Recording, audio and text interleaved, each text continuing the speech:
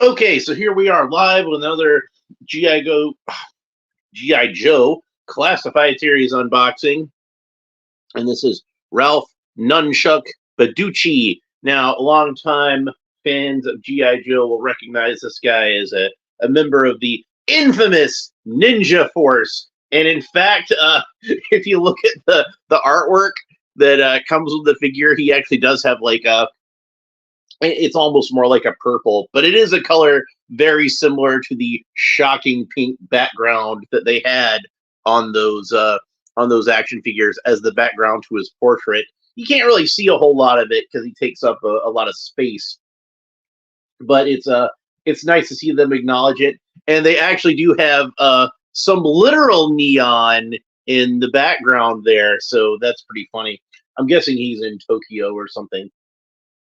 But apparently he's not Asian because his name is Ralph Badducci, which to me, Badducci, that sounds more like it'd be like an Italian name.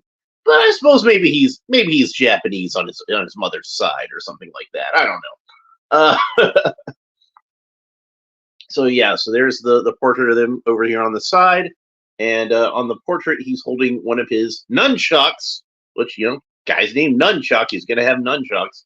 And one of his swords, and then we can see a layout of his accessories on the back, and these all look like original accessories to me, because I don't think we've seen any nunchucks in, well, did Storm Shadow have nunchucks? I don't remember. Let me check my box, Storm Shadow, that I still have. He's around here somewhere.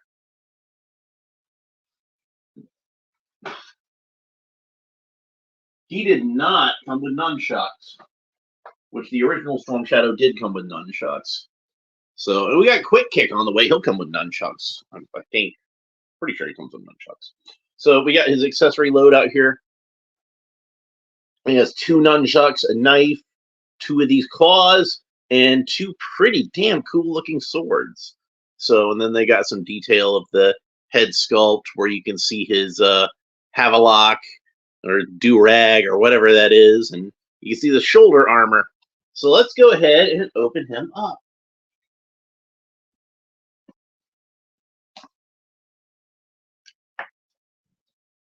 Oh yeah, there's the side with the QR code, which I was watching one of HCC 788's videos the other day, one of my favorite dudes to watch on YouTube, and he was saying that just leads to the Hasbro website, not even to any kind of specific GI Joe website, just the Hasbro website. So that's disappointing. And then you have those funky symbols again. So let's go ahead and open them up. And here we go with the Foot Locker. We can see that Nunchuck is number 80, so he's a little delayed in terms of his release. I'm pretty sure he was an Amazon exclusive. I don't know for certain, but I'm pretty sure he was. He came to me straight in the mailer. That's how they delivered him. So didn't even get, like, Amazon didn't even put him in an extra box. It's Ralph Nunchuck Badducci right there. And the G.I. Joe emblem, their little sigil. And then here is Ralph himself. Now, when they did the Joe versus Cobra line in the early 2000s, this might be how a lot of fans actually more remember Nunchuck, is that since they killed off Quick Kick in the comics, and the 2002 line was supposed to take place in the same continuity as the old Marvel comics, and they wanted to honor that, they didn't do any new figures of characters that have been killed off. So we didn't get, in the 2002 line, we didn't get new figures of, say, Doc or Sneak Peek or Quick Kick was one of them. And since they wanted to do a Quick Kick figure, they just decided the Quick Kick figure was Nunchuck. So he wound up becoming like a little clone of Quick Kick, kind of like what happened with Heavy Duty and Roadblock, where they just kind of turned Heavy Duty into like a makeshift Roadblock, since they didn't have the rights to that name anymore. But that figure Definitely looked like an Asian guy. So I'm going to go with my fan theory that Nunchuck is Japanese on his mother's side. His mother was Japanese. His father would have been like, somebody who would have, went to Japan, I guess, or maybe the mom came to America or whatever. You can come up with your own backstory for that. I'm going to say that Nunchuck's father was in the armed forces and went to Japan at some point, and that was how he met his wife, because it just makes sense he'd be from like a military family and everything. So here he is out of the box, and I wanted to see. Yeah, I was pretty sure this Havelock is not removable. That is solid on his head. So if you want to use it to make like a custom of Desert Scorpion, which is something I was thinking I might do, but I think I'm going to go in a different route. But I was thinking it might be a possibility. That's going to make that a little more difficult. And I did want to compare with Storm Shadow and see what parts were reused. And it looks like the entirety of the legs and the pelvis and the torso. But he does have different butterfly joints because he doesn't have the kind of raggedy shoulders that Storm Shadow has, where it looks like he just ripped the sleeves off of his gi. Different arms entirely. So, and I believe these are like originally sculpted arms. These are not separate pieces. I mean, they are separate pieces, but they're glued on, so they're not meant to be removable. Is what I meant to say with these armored pieces. So those are solid on the figure. He's got a belt with a couple of sheaths over there. I'm guessing that's for his swords. So we'll get to that in a little bit. And a little sheath up here for his knife. And he's got some loops in the back so we can store his nunchucks. And he's got a nice harness here. And again, this is a separate piece. You can remove this, but you'd probably have to take off his arms first, like heat up his butterfly joints with a hairdryer would be my suggestion. And then you should be able to, if you make sure you hold the butterfly joints into the figure, because you don't want to rip those out. But then you could pull out the arms and you could take off this harness and use it on another figure if you wanted to do that. But yeah, so he reuses a lot of parts from Storm Shadow, is what I'm saying. And that was something that I was expecting because his uniform is pretty similar to Storm Shadow's uniform. So why would you not want to do that? It's the same thing with Kamakura when they made that figure. He reused a lot of Storm Shadow parts. And I would imagine if they ever get around to doing Dice, they'll reuse a lot of Storm Shadow parts for, not Dice, Slice. Maybe Dice too, I don't know. But with Slice, definitely they will reuse a lot of his a lot of the Storm Shadow parts, I think, because it just makes sense to do that. So anyway, since we looked at the figure already, let's go ahead and move on to the accessories, and then we will put the accessories on the figure. And they are in a paper envelope, and they don't seem to have the cardboard sheaths that I normally really like to have on these figures, because it helps to keep the, something that's long and straight, like a sword, long and straight, instead of being all curvy and wonky, which is what I fear might happen in this case. But let's find out. So the first accessory we got is a little knot with a little ties that goes on the back of his hood. There's a hole in the back of his head, and you can plug that in there. And I think that's cool because that lets you be able to pose this somewhat. It's articulated, so you can just put it in whatever pose you want. I'm going to have it up where it's being swept by the wind because I think that'll look really cool. So there's that. And here is one of his swords. And by some miracle, this one does not seem to be incredibly warped. It is slightly warped, but it's an acceptable level of warpage as far as I'm concerned. I'm not going to complain about that. And might as well pull out the other sword while we're at it. Miraculously, I've got two perfect swords, or at least close enough to perfect. Close enough to perfect as I can expect. Hallelujah. Hallelujah. Very excited that I actually have two good swords. Uh, so there we go. There is one of his nunchucks, and this is made out of a very soft, flexible material, which pleases me because then I don't have to worry about stress marks when I fold them up and put them on his belt for storage. So that's good. And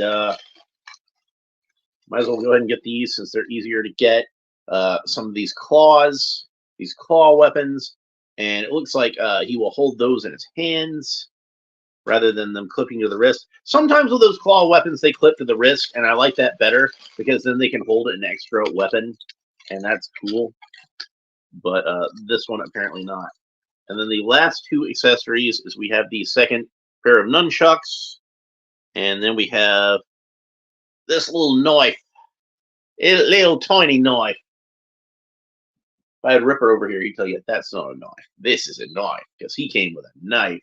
All right, so let's go ahead and try out these accessories and see how they look. So here he is holding the tiny little knife. We'll do that first so I can go ahead and put it in its sheath. I don't want it to get lost because it's a tiny little knife. But, you know, sometimes it's not the size of your weapon, it's how you use it.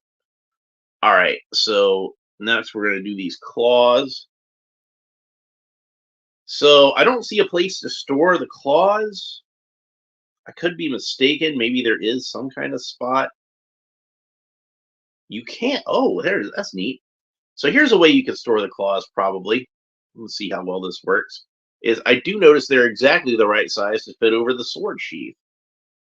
So, and doesn't seem to conflict with the sword sheath too much. So they actually did find a pretty clever way to store these claws. That's pretty neat.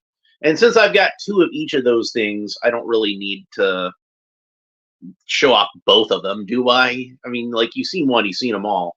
So, and in fact, while I'm at it, why don't I go ahead and put one of his nunchucks into storage so that way we can see how that works. And it is being a tight fit.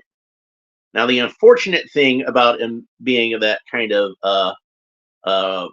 flexible plastic, like I was talking about for the chain, is now that I'm trying to put it into the now I'm trying to put it into the little loops for the nunchucks, I'm having a hard time with it because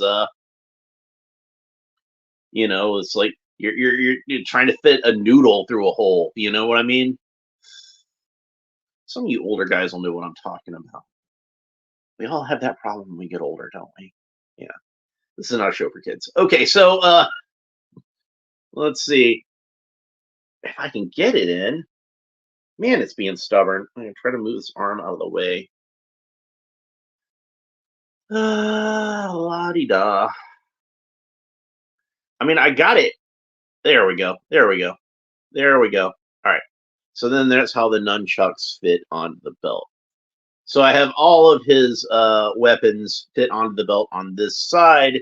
So we can go ahead and have a look at the weapons as they fit in his hand with the secondary ones. So here he is holding the sword, and it is a really cool looking sword, but I do wish they'd made it a little bit longer. It does seem like it's maybe just slightly short compared to what I think it probably should be, maybe by like 1/8 of an inch. But I'm nitpicking. So, and the handles are very thin. So it leads me to believe that maybe this was an example of something that they'd intended to be larger than it was, and just there was some kind of mix up as far as you know, between design and manufacturing, some kind of miscommunication or something. But that's what he looks like holding the sword.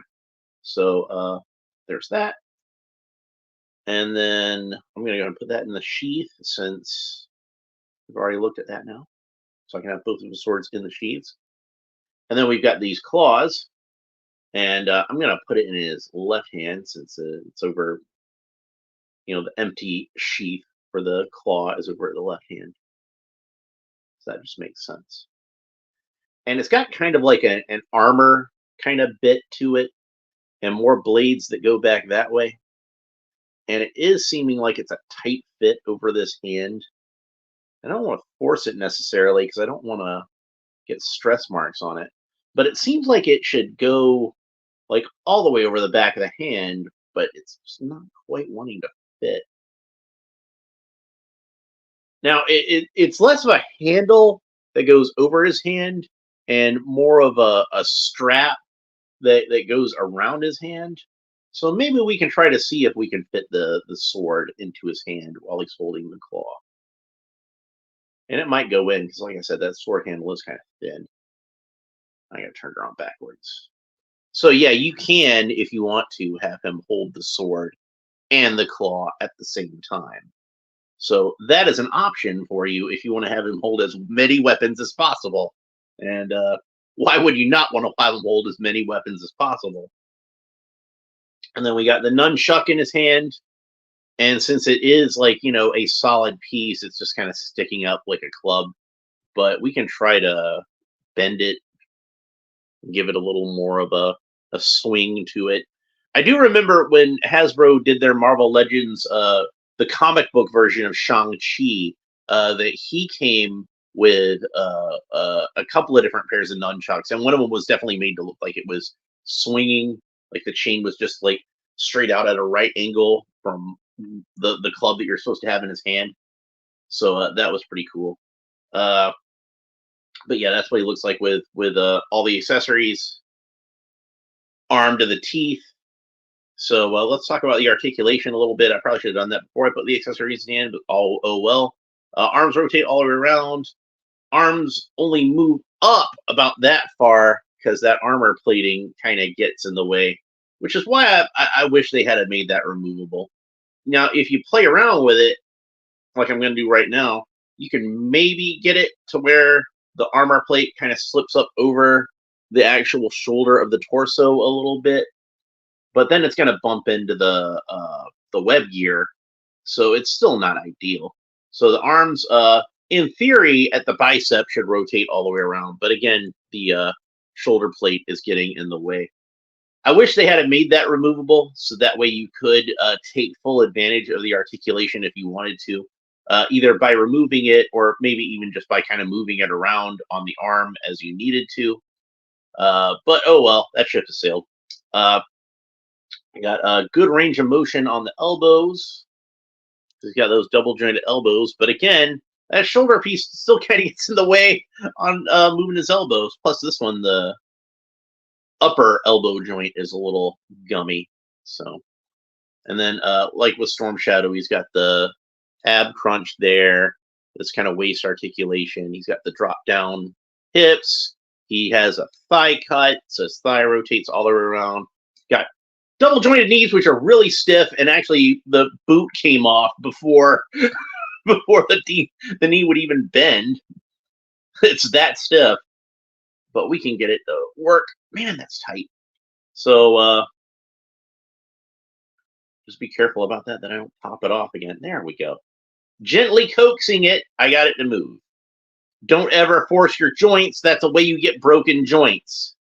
Always, if gently coaxing it doesn't work, use a hair dryer or use some hot water or something like that, and you can soften it up. But yeah, there he is with the full knee articulation. And then the boot cut. We already know he has a boot cut because his boot came off. So that rotates all the way around. And then you have the cool rocker ankles, where the ankles rotate all the way around this way, and they go down about that far and up about that far. I think I've got it turned the right way. No, I think I've got it turned the wrong way. It's hard to tell sometimes with these kind of strappy shin pieces. It seems like the more narrow side should go towards the front, so that's why I got it tilted. But then you got like a little bit of a lip there, which seems like it shouldn't be. So then I got to turn it around this way, and I have no idea what's going on with this shin at this point. I don't know which way I got it twisted, if it's the right way or the wrong way. But assuming this is the right way, his foot goes up about that far and down about that far. So I had ordered this one around the same time that I ordered the last batch of G.I. Joes, I believe. Not this previous batch that I just opened, but I want to say it was back with I ordered it around the same time as Low Light and all those guys, Low Light and Tunnel Rat, and what else came in that assortment? But I ordered him around that time, so I figured he would have showed up around that time. But then I got hit with the whole like mysterious Amazon, we'll tell you when it ships kind of thing. Where they're like, we don't know where we're gonna get it. I'm like, okay. So he finally showed up like a whole entire wave later. But I figured that was probably because, like I said, I'm pretty sure this figure was an Amazon exclusive, so that's why he showed up when he did. But I really like this figure. I'm pretty happy with how it turned out. You can see the colors are really good. Like Nunchuck was one of the rare '90s figures that actually had like a realistic military coloration to him, and he had black weapons. So even if you were like a hardcore military guy as far as GI Joe goes, Nunchuck was a figure that even if he was a ninja, he was at least kind of a military looking ninja. So I think he got a little bit more of a pass than some of the wackier Ninja Force characters, which is probably why like we saw him first. But I think he turned out really well. I'm happy with how this guy turned out. I would like to see more Ninja Force because I actually did like Ninja Force. I don't care what anyone thinks. I enjoyed those figures a lot for what they are. I always loved Snake Eyes and Storm Shadow, and I thought Slice and Dice were some nice figures that were added back in. And I liked the design of the Ninja Force Scarlet. I thought that was a pretty cool costume for her. But the articulation was awful on that figure because that was the one with the T crotch. And the Snake Eyes figure for Ninja Force had a T crotch. And G.I. Joe should never, ever, ever, ever have T crotch. I mean, come on. Like, especially with the old school, that needed to be that O-ring articulation. And those would be, I think, those figures would be considered like minor classics today, like the same way that the Ninja Force Storm Shadow is. But the articulation just ruined it, especially because like with Scarlet, the articulation wound up making the figure kind of chonky, so she looks like she put on some weight. It's like I like a thick lady. Don't get me wrong, but she's supposed to be a ninja. Come on. We don't need no overweight ninjas. That's not going to help. Unless it's the Soft Master. And, that's because he's an old guy. So we can let the Soft Master have a pass on that. But I'm really happy with how he turned out. I had seen some online where the eyebrows were kind of messed up. And it looked like there was like maybe they printed brown over black for the eyebrows to give some texture or something.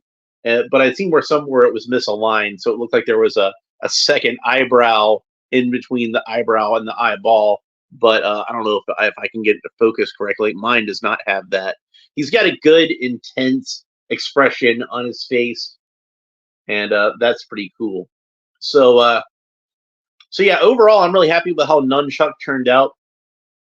Like, maybe some fans of the 2000 era Nunchuck might have preferred to have the Quick Kick knockoff version. But hey, there's an actual Quick Kick figure coming out soon. So just get that one and paint all the red parts to green, and there you go. You've got your version 2 Nunchuck. Easy custom. So speaking of customs, I need to do some more reels of customs that I've made. So I've made a bunch of them since last time I did a reel on them. I got Colonel Brekov, and I got Slice, and I got Dice. I told you I like Ninja Force. And, I got been working on Interrogator. I made a Lamprey. I've got where I'm working on Overlord, and I'm working on Cesspool. Cesspool, I'm just waiting on Don Monarch Collectibles to put out the parts, which should be in just another couple of days, I believe. And Overlord, he's in the process of being painted. So I'm going to show you. Here's where the torso is for Overlord. So that should turn out pretty neat. But that's pretty much it for this episode. I'm going to do Batman the Animated Series in a little bit. So if you want to watch that, come back for that. But I'm going to take a short break in between.